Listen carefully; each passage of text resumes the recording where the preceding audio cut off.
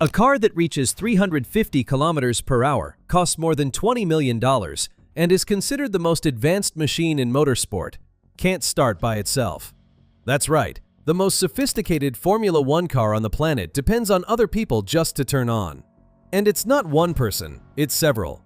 With special equipment, a warm-up protocol, fans, dry ice, all of that before the engine even starts running. If you never stop to think about that, you probably found it weird just now. And it makes sense to find it weird, but the answer to this explains something much deeper about how Formula One works, and why these cars are so different from everything else in motorsport. So let's get into it. First, you need to understand one thing that drives absolutely everything in Formula One: weight. Every gram matters. Every component that exists inside an F1 car was put there because there was no other option. And everything that could be removed to make the car lighter was removed. No exceptions. This is not an exaggeration. Teams fight over differences of 200 grams, 300 grams. There are teams that weigh the driver's hair before putting the helmet on.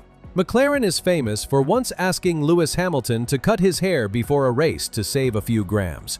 The world of F1 is obsessed with this.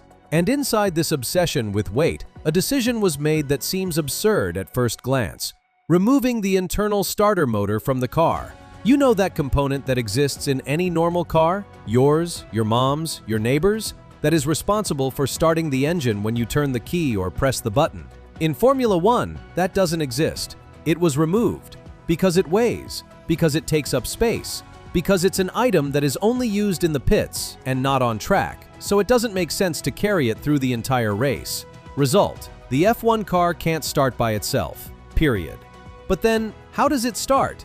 With an external device called a starter or external starter motor. It's basically a device that the mechanics plug into the back of the car. There's a specific socket for that. And this device spins the engine until it fires up. Visually, you've probably already seen this happen and didn't pay attention. That moment on the starting grid, when the mechanics are all around the car and one of them is at the back, crouching down, with a device in hand. That's the starter being connected. The process itself is fast. If the car is in good condition, the engine comes to life 2 to 5 seconds after the starter is triggered. But, and here comes the point that most people don't know, those 2 to 5 seconds are just the tip of the iceberg, because before that, there is a preparation that can last several minutes.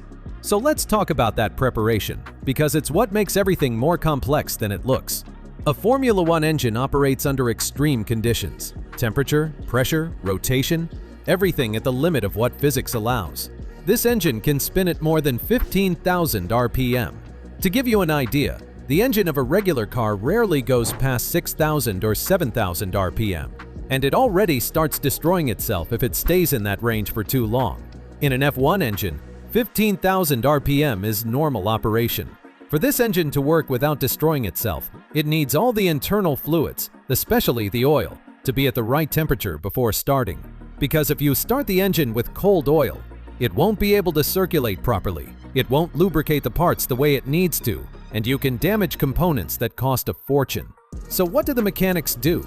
They warm up the car manually before starting it. This involves external heating systems connected to the engine, warming up the tires with the famous thermal blankets, warming up the gearbox, the brakes, practically everything. The team arrives at the car well before the moment of starting and begins this process in a systematic way, following a specific protocol.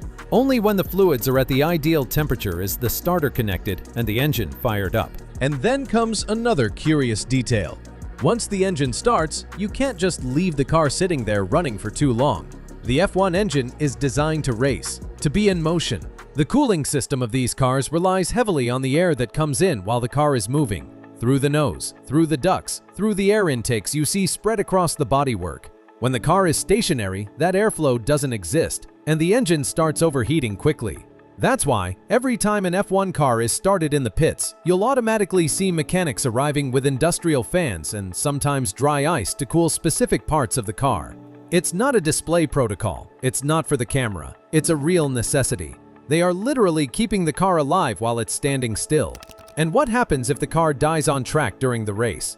This is where everything gets even more complicated. If the engine dies on track for any reason, whether it's a mechanical failure, whether it's a driver mistake that stalled the engine, there's not much to do.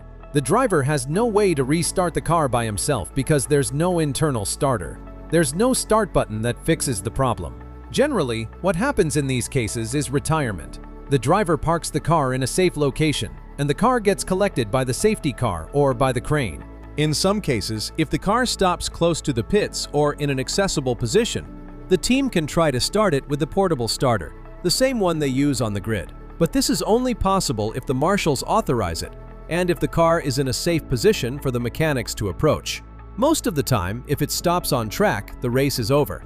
This also happens in other categories, worth mentioning. Formula 2, for example, also uses external starters.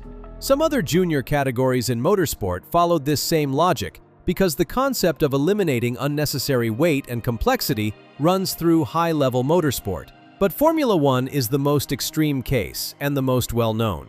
Because it's in F1 that you see this most explicitly. That scene on the grid before the start, with mechanics everywhere, blankets on the tires, fans pointed at the car, and someone connecting the starter at the back while the driver is sitting inside with the steering wheel in hand, waiting. That whole scene illustrates something that goes way beyond just starting a car. It shows just how different a Formula 1 car is from everything else in the world of cars.